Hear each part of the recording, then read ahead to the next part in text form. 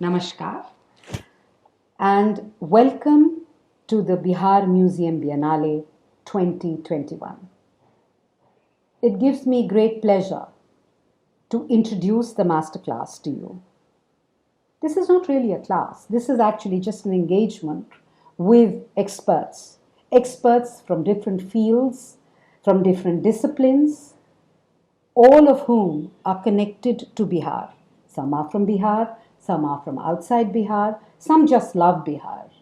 So this is all about Bihar, India and the world. The masterclass is part of the development of the Bihar Museum Biennale. As I started programming for the Bihar Museum Biennale 2021, so many ideas came from this wonderful state, the wonder that is Bihar. And the masterclass becomes an important aspect of the celebration of museum collections, an initiative which is part of the Bihar Museum. As part of the ongoing discussion on the evolving role of museum as a collective institution, we are exploring contemporary museum as a setting where research towards the preservation and storage of our collective cultural heritage can take place, where concepts of living history are explored and efforts towards knowledge documentation undertaken. As we question how museums of the day are increasingly becoming platforms of dialogue and representation through the Bihar Museum Biennale and the conference Bihar, India and the World, Connecting People, Connecting Cultures, we realized how important the learning component is in creating a thriving ecosystem of cultural knowledge. In the light of this, I have designed a series of masterclasses as part of our virtual programming of the Bihar Museum Biennale 2021, exploring the various facets of arts, performance, literature, film, music, criticism, and history. I'm delighted to introduce our experts and their respective masterclasses. Eva Martinez and Lucia Martinez on the restoration at the Prado National Museum, Madrid, moderated by one of India's leading restorers, Sanjay Dar. The masterclass will be based on an explanation of the different restoration processes and treatments currently being undertaken in the painting restoration workshop of the Prado Museum, Madrid, in Spain. Paul Abraham on Sarmaya, exploring the museum in the age of the internet, moderated by Giri Nandini Singh. This will be a masterclass on the museum's presence beyond the physical space in the realm of the digital, exploring the challenges of engagement, curation, and looking at the essence of the sensorial experience in the domain of the digital space. Welcome to the Masterclass series hosted by the Bihar Museum Biennale 2021 at the Bihar Museum, Patna. Today, we will be joined by Paul Abraham, art patron, collector of historical artifacts, and the founder of the Sarmaya Digital Museum. The Sarmaya Museum uses a combination of online engagement and on-ground programming, including workshops, lectures, and travels to foster art appreciation and cultural empathy in all. In today's masterclass, we will explore the museum in the age of the internet, its engagement forms, accessibility, and outreach. I assure you it will be an enriching conversation, and without any further delay, I'd like to welcome Paul. Hi, Paul. Hi, happy to be here. Thank you for having me. Thank you for joining us today. Before we begin, I'd like to inform the audience that at the end of the discussion, Paul will be taking questions from the audience. So I urge you to make the most of this opportunity and send in your questions through the chat box on your screen. Thank you all for joining us today, and let's begin. Paul, my first question is that as a museum that is beyond the physical space, existing solely online, what sets Sarmaya apart from, say, an art archive or a cultural forum? What is it about the conceptualization of Sarmaya that makes it a museum? Well, that's a lovely question to start with, Giri Nandini. And I think the way we have to look at it is how do we define a museum of today, in the contemporary context. And I think it goes way beyond the traditional Ajaib Ghar, cabinet of curiosities type of definition that we had in the past. I think today museums are, very different. They are about providing access. They are about storytelling. They are about creating a point of view, about, the whole thing of ensuring that you go to where people are rather than hope that they come to you. Yeah. So in that sense, it stands some of our conventional thoughts on its head. Mm-hmm. And today's, for us, Sarmaya, we call ourselves a museum without boundaries. So for us, space, restrictions of physical, etc., are not really relevant. That doesn't mean that physical spaces don't have relevance. Of course, they do, create a sense of immediacy when you view an object. But I think the ability to engage on a continuing basis and to be able to reach the constituent or the, person we are trying to address on a regular ongoing basis, A typical museum visitor comes and then it's a box ticked for the rest of the year, literally. In our case, we are able to go back every day, day after day, and using the channels which today's society is more or less familiar with and engaged with. So, the phone, the computer, the desktops, all of those tablets, become relevant. And that's how we try and access people. So for us, it's that difference, that ability to reach, the ability to create the access, the ability to create a different point of view, and the ability to tell the story differently. Mm-hmm. Yeah. Of course, there are certain challenges that come up when you're ideating or curating and executing, especially a museum that is completely on a digital platform. So what were these? What were some of these challenges that you faced as you were establishing Sarmaya? I think, there are challenges and opportunities, right? One of the first challenges is how do you dispense with the need for a physical space, and, the belief that the physical space is central to the storytelling and becomes the heart of the initiative. So I think the first step is to accept that there is another world out there who never gets to come to the museum. If you can access them, you're talking about 99% of society today.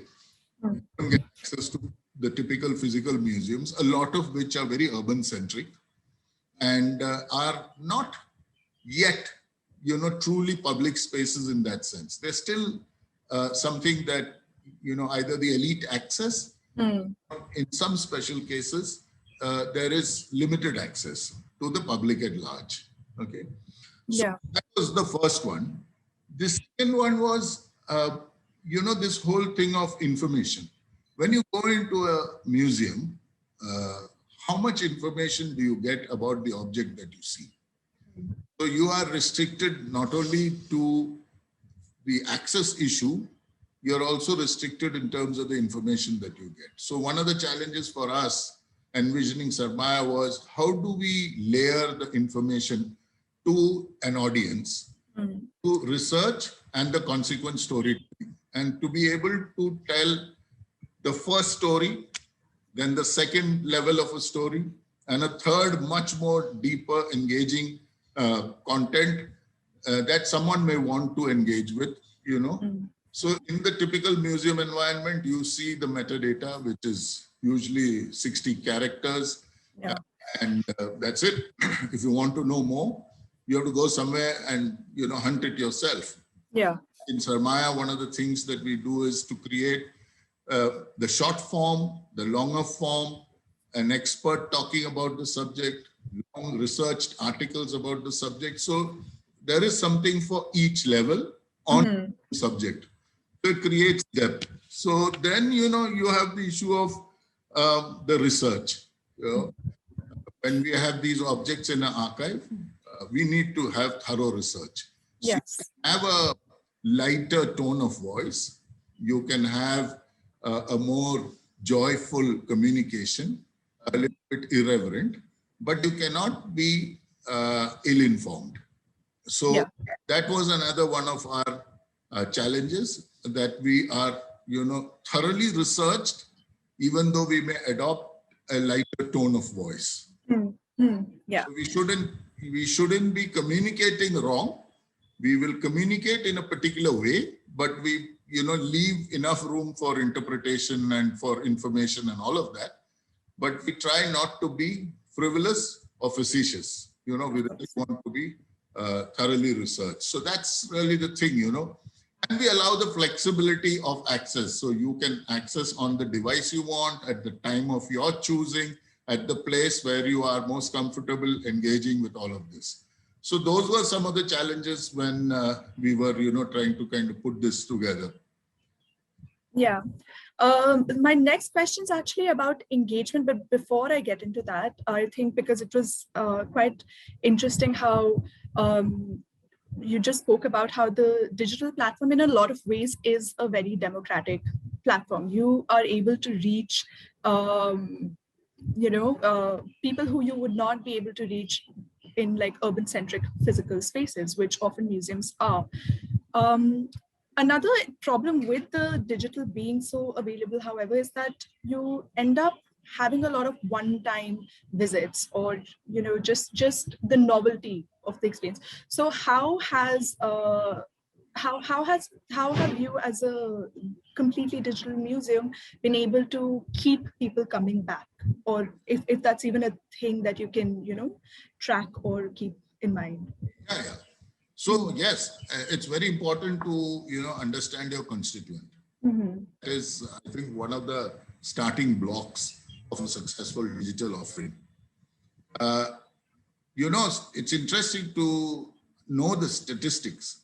So it's said that by 2023, which is literally 2 years from now, there will be 450 million people who will be connected to some form of social media network. Wow. Right? So you look at a typical museum attendance, however prolific it can claim the attendance to be, talking about accessing a minuscule fraction of that audience. Right? So here you have fundamentally a channel or a set series of channels that you can use creatively to create your access and to create your storytelling. The engagement challenge is in the way you tell your stories and the layering of the stories. So for example, we use Instagram to give you the first equivalent of the museum visit. Yeah. So you see the object, you see it in very good resolution, and you hear a paragraph about it. Yes. Then you go into, say, another platform like Facebook, where you can read a more longer form article about the object. And then when you go into the website, you actually can, open it out threadbare. There will be visuals that you can zoom in on. The visuals are interactive, so you can, play around with them. You can see the storytelling that happens in terms of an academic article. You will have the same story told to you in a discussion with an expert. And then all of this will be accompanied by, say, video content, which sits on the YouTube channel, which you can access at leisure. Yes. And the increased visitors there is, for us, a clear vindication of the fact that people come, return at their convenience, but they are continually checking out all the various platforms. So I think the engagement issue is succeeding. And I think, to my mind, the sheer size of the audience out there, even if I'm touching 5-10% of that someday, happy with the progress. It will be far in excess of what I could ever dream with a physical space. Definitely. Yeah. I think it's interesting because I find that the Sarmaya model is a very intensive model in the sense that when you go to a physical museum, you're also getting to go to the cafe or the food and the gift shop and all of these other things. It becomes like an outing. But the audience that's coming to Sarmaya, it's very, very concentrated on the experience of the art and the cultural artifacts and, just the whole, it's very focused on that. So I think it's quite interesting to see how this engagement kind of continues and how you continue to generate it. Staying with engagement. Just to add there, Giri, Yes. I mean, the thing is that it doesn't, necessarily be only digital. Mm-hmm. We do have pop-ups, we do have actual physical talks, we do have travel, immersive travel. All of these go to add to that overall experience, which is it's multi-pronged, to say the least. And anything we really want to get under the skin of, so that say for example, we have various properties on Sarmaya. Mm-hmm. One of the properties that we are very, very particular about with the quality of the content and the regularity with which it comes is what we call Spotlight, where we'll pick up a theme.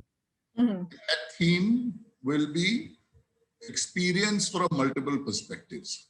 So for example, we recently did one on the Bengal presidency. Mm-hmm. And we had music, we had food, we had history, we had politics, we had art, we had stories of migration into Calcutta, we had stories of tea, and all of this with many real life experiences. For example, we had a partnership with Heritage Walks Calcutta, where there was a real walk through, Calcutta, mostly in the Dalhousie area, where people were taken in a live tour. It was live streaming, right? So we were actually taken to some of these sites. We had a lot of conversations. I had Insta lives with people like William Dalrymple, Sudeep Chakravarti, and they provide alternate and opposing views sometimes on the same subject. For example, on Plassey, the book Anarchy presents the story from one lens, Sudeep presents it from a very different lens. Yes. So by the time you are done with that, you've gotten under the skin of Bengal in so many ways. Yes. It's really the excitement and the challenge. Mm-hmm. Definitely. That's definitely important, like to be able to encapsulate all these multiple perspectives for sure. But in the digital space, how do you tackle the whole idea of the sensorial that comes?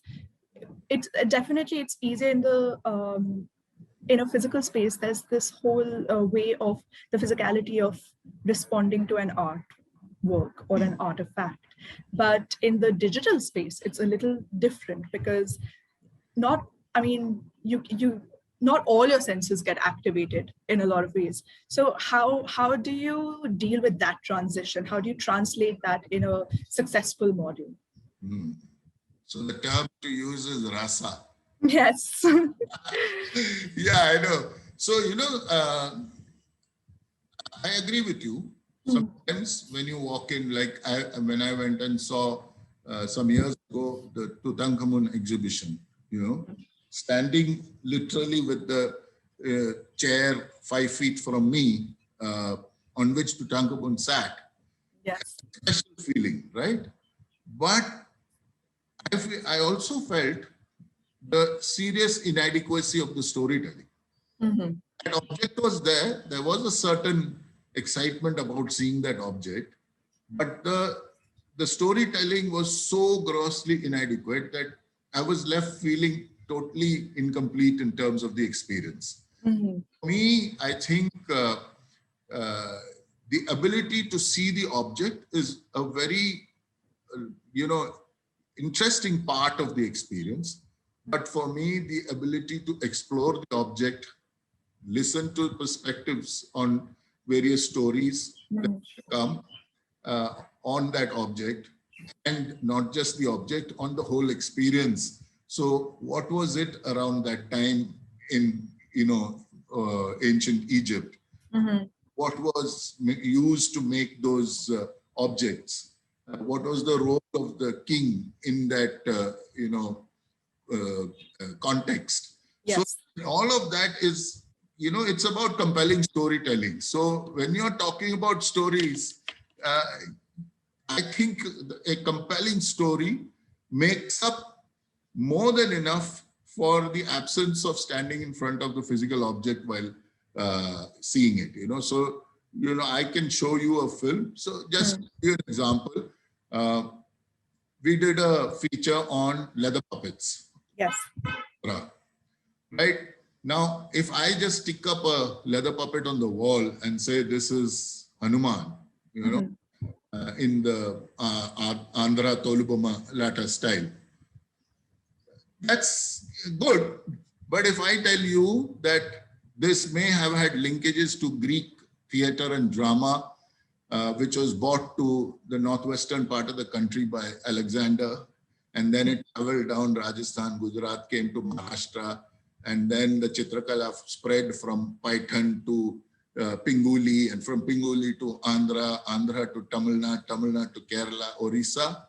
And then if I tell you that each of the states is based on a different version of the Ramayana, each of them has a different take on Hanuman. Yeah. And, some of the connections into Vijayanagara and the Virupaksha temple and all of that, Lepakshi temple, where all of these art forms can be seen, and the inspiration for the leather puppets, the storytelling style, the music, the equipment, the leather, the art, the craft, the fact that all of this then moved from India through to Indonesia, Java, Vietnam, Laos, Cambodia. I mean, there's so much more you can tell when you're talking of compelling storytelling, Yes. That makes this a completely different experience. The myths, the legends, the people, the craft, all of that.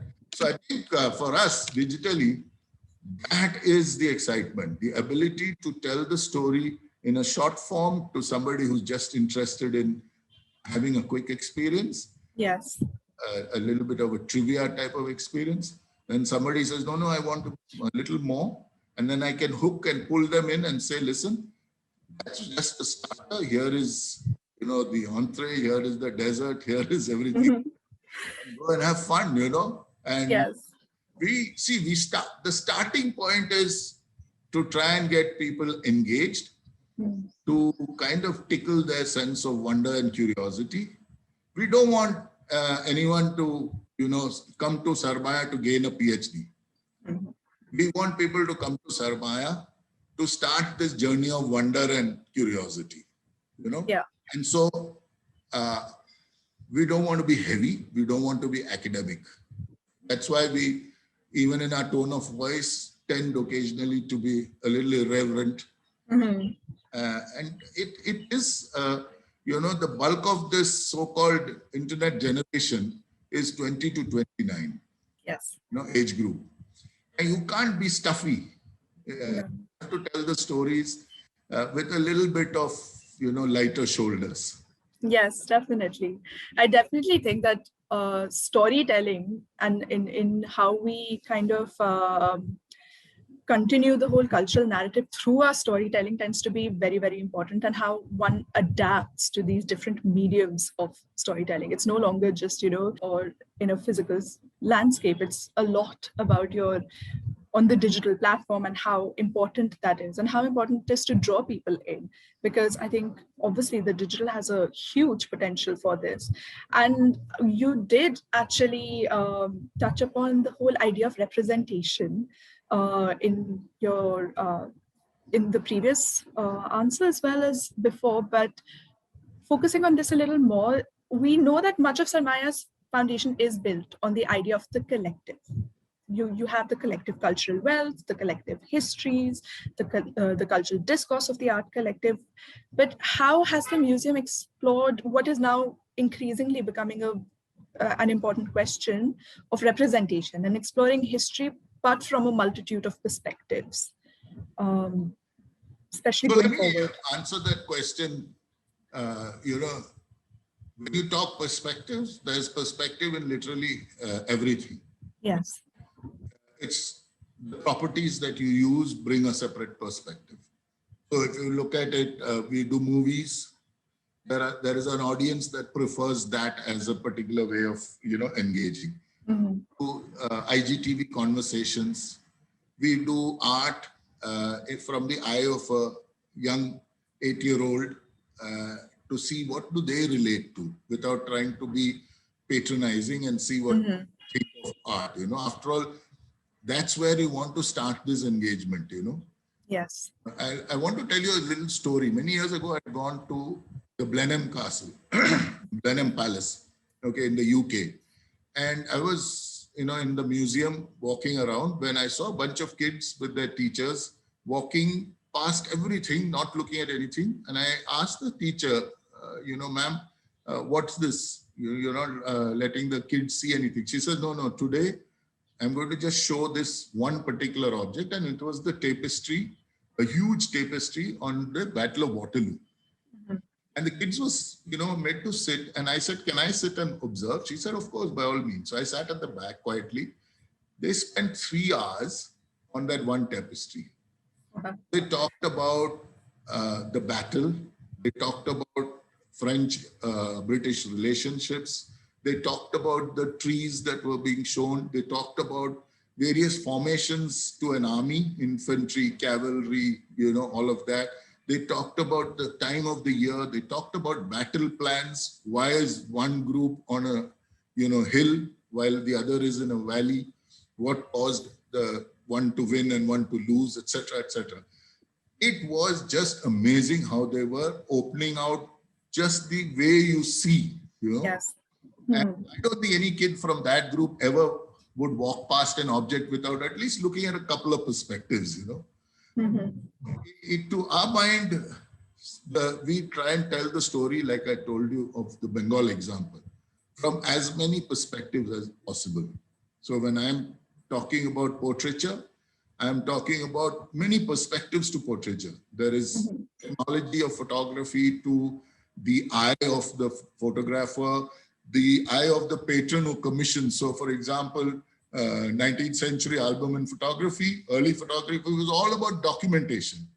There was hard aesthetics, right? Yes. So the perspective there was, come on, capture as many images as possible. We want a sense of the empire. Yeah. But somebody else would, capture the, the moment, the elegance of the person, etc., etc. So these are perspectives. We, for example, in the recent past, have also been collecting a lot of contemporary art, primarily by women artists. Okay. Yes. So that for us is a huge shift in the sense that we are consciously collecting women artists because we feel a very, very different perspective in their eye. Yes. Yes. So if you look at recent acquisitions, it's been everyone from Lubna Chowdhury to, Ritika to Aditi Singh to Arsha Varsi, and all of these people, it's a completely different aesthetic, Then we do films and recordings of the artists. So we, instead of us standing there and interpreting, we are the artists to tell us what they were thinking when they, created the art. Yes. That's possible in contemporary, and we've been doing that. So if you see our film on Mithila or Matani Pachedi or, Tolva Malay, Yeah. see it's the artist's perspective that is being captured and their context, which is so essential to understand. And we do other stuff with respect to identity. There's a series called the Isa Nama, which we've commissioned, where I artistically collaborate with a miniature artist from Bhilwara. It's about how do you find acceptance, in society. I am a Knanaya Christian. Personally, the history goes back in the Kerala context, where a group of 72 families migrated from a place called Sanli Urfa to the Kerala coast. Still there, okay? So how do I find myself progressively claiming that I'm Indian, while maybe some others still, attach Christianity with a foreign religion that has come to India, Yes, So yes. take on a subject like that, and we try and see it from the Eastern eye. So I'm doing this series with Manish Soni in Bhilwara. We look at the life and times of Jesus through an Eastern eye in the Hamzanama style, so that you have a very syncretic perspective on a whole, story of migration, assimilation, identity, etc. Then, like I said, the tone of voice, that's another perspective. I don't want us to be very academic. I don't want us to be very, very heavy. We want to be irreverent, joyful, something where you generate curiosity and wonder. Access is another big thing. Yes. Stuff is available on the platforms for anyone to access whenever they want to access. We have a library which has 10,000 books. You can freely come and, do your research. You can, ask us for rights to use our, images, all of that. And finally, we also do things with kids, Yes. Feel that that's where we need to lay the foundations, where we need to encourage creativity, we need to encourage empathy, we need to show them that we are a diverse country with many, many beautiful things to savor and enjoy.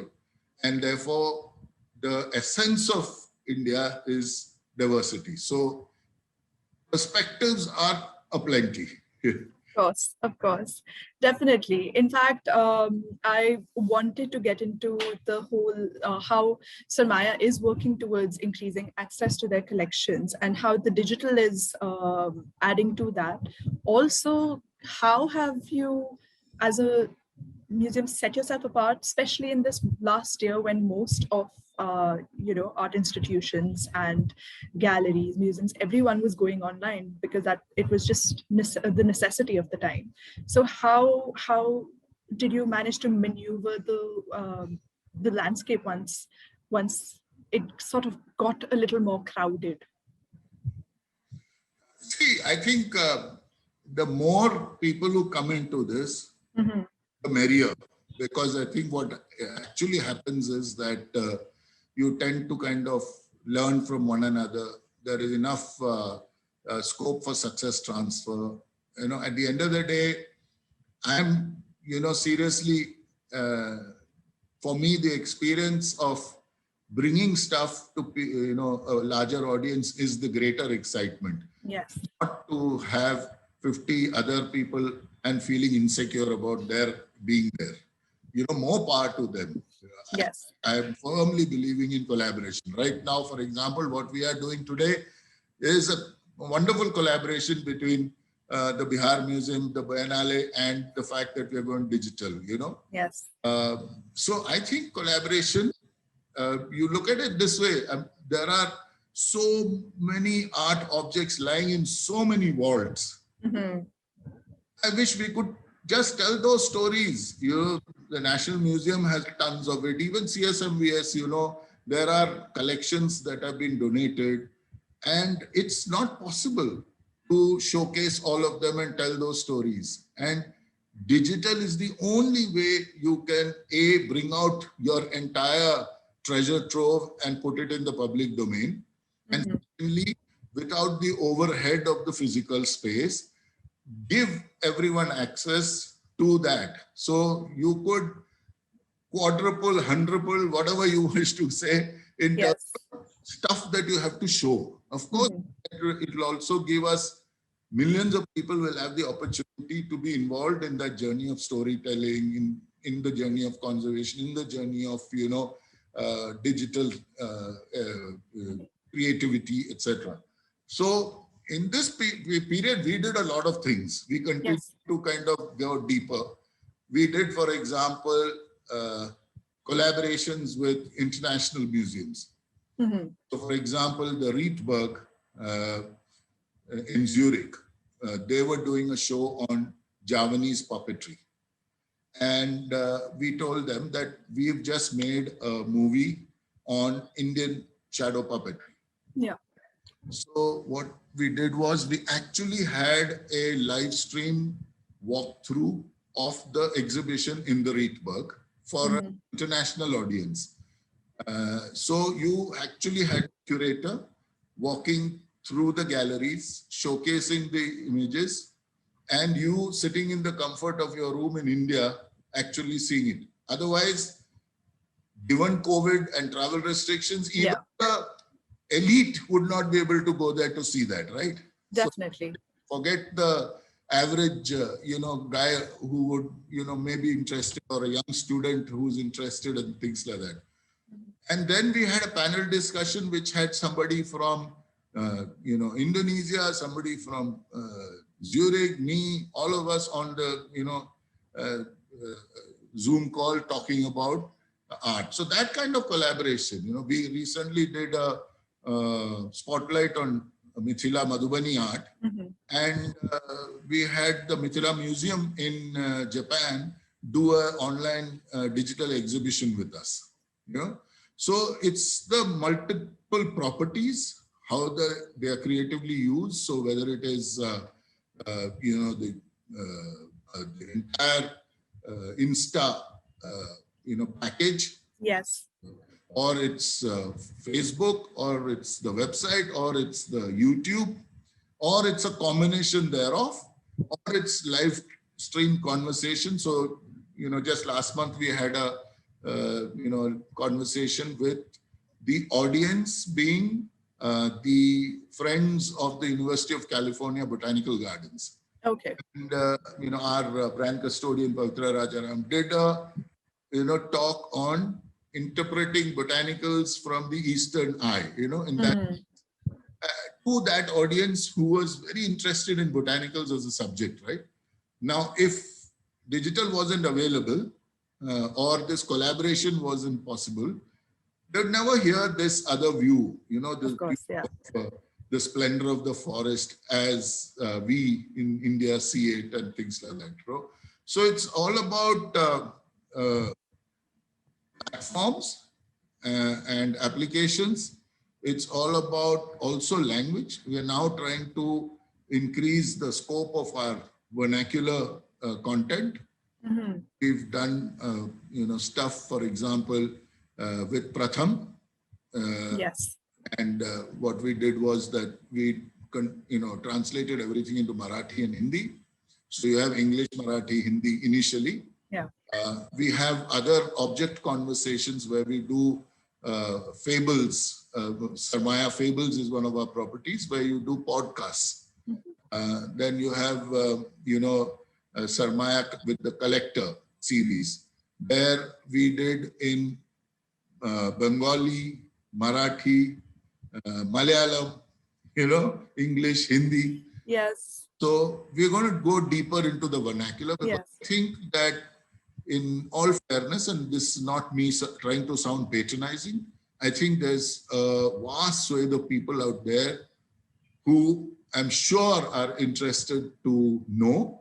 But access is in itself the challenge, and worse still is to be not able to understand in the language of your choice. Yes, definitely. You touched upon a little bit about the educational aspect of Sarmaya's activities, and I want to circle back to that because just if you could elaborate a little bit more on the kind of outreach activities that are conducted by Sarmaya, both on the digital space, but also in the physical space. And having said that, there's also, what are your ideas of this cultural partnership model with schools, especially because I mean, we are still figuring various models in India itself, but there had been in 2017-18 a very successful one that had taken place in Denmark, where museums and galleries were actually taking art out to schools instead of like keeping it within the bounds of the museum itself. And with Sarmaya being completely digital, obviously it's the transition's different, but also perhaps a little bit easier. So if we can just, talk a little bit more on the educational outreach activities. So, Girirangini, for Sarmaya, that is one of the core of our desire and why we are present in the public space to start with. It's to try and work with youngsters. Now, many experiments have been attempted, and I'll talk through a few of them. So one of the early ones we did was where we created tactile equivalents of the objects which we had. Yeah. So it was something that we wanted the kids who are, visually challenged, who were unable to actually go to a physical space and, literally see an object. Mm-hmm. We created 3D versions. And in fact, some of the, like we did an aura which had, flowers. We actually created the 3D, and we actually created a sensorial perfume experience also. Wow. In the flower, right? So when the kid comes, first of all, they physically touch, they see the contours, they get a sense of what might be the, object, and then they get the smells, they get, all of that. And, from that, we also were able to create an exciting capsule on things like, what does the color blue mean to you? And one of the kids was saying, blue is a rough cloth, and, we asked the background, and the kid says, every time I used to ask my mom, ki aaj main kya pehnu? She would say, wo blue wali jeans, and he would wear this jeans and he would always feel it as slightly rougher fabric than the rest of the clothes. So for him, blue had a connotation of rough. So how do you define a color in somebody else's, point of view, who cannot identify the color visually, right? Mm-hmm. That was exciting. The other thing we did was we have a very big partnership with Pratham, and Pratham as a Pratham Digi platform, digital platform. Yes. So we created content for them, which they, they have little iPad type of gadgets for tablet type of gadgets for groups of 5 kids, and they sit together and study. So we created digital content for them on Indian craft, and they actually downloaded that to 3 states, 60,000 kids. Time would access that. And after that, there's a bunch of exercises, a bunch of quizzes. Then they would also go into their own context in the village and try and create art using some of those techniques that they have learned in the visual. Yes. We also do things with, WhatsApp-based content, especially during COVID. One big thing, the loss of learning because kids were not going to school was huge. And it was not always possible from a curriculum perspective to download content. Because half the time, the kid didn't have access to the device. Yes. So often they didn't have access to the smart device. They had access to a phone. So sometimes trivia is pushed down on an SMS, or times content which is a little more engaging and visual is pushed down on WhatsApp. So we create that kind of stuff. We do train the trainer. So we have worked with, multiple NGOs who actually use art as the medium to communicate and to encourage kids to become creative thinkers and, embed art in the entire learning process. So there are some really creative schools, and I'll give you two examples. One is the school in Lucknow we worked with called KK Academy. We went and taught them about Gond art. Okay. And then they gave the kids the theme to be fantasy. So it's created fantasy objects in the oeuvre of Gond art. And what happened was there was this bunch of fancy, creatures which these kids had imagined and created in this particular style. We said, how do we kind of take it to the next level? And the school actually arranged for a theater person to come in and create a play in which all these fantasy characters were participants. So each who had made a fantasy character became the character in the play. So they created this play which finally an audience of 1,500 sat and watched in Lucknow. So we did similar stuff for schools in Bangalore, where they would talk 1857 as a theme. Yes. We have books, we have photographs, we have maps from, that period. So put it all together and create stories around, the entire, say about a year of that period when India was in turmoil, right? So there are many ways we do stuff with schools.